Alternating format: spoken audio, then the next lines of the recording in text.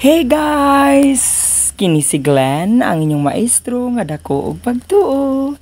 So karon magluto na sad ta og saluyot. Okay? So ang atong lutuon kay saluyot, unya mag-add na sad ta sa atong mga lamas no natay sibuyas, tiraa, inubanan sa atong pag-slice na pud sa ato ang garlic or sa ato ang unya ato po dayong dugangan na siya og kamatis. Very good. So ready na ang ato ang mga lamas.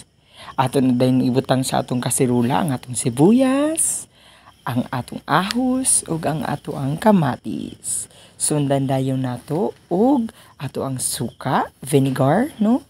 Sunod ato din butangan og tuyo. Kaya ang atong lutuon karon adobo man ni siya nga version sa saluyot. Butangan din nato og asin and a little bit of water. Kaya para na isabaw-sabaw po. So, okay na? And ato na dahil yung takang ang atuang saluyot. No? Nana jud siya ka-simple no sa pagluto. So, yung laton din nato nga magbukal-ukal na dayon siya. Yung dayon kalami ang ato ang saluyot.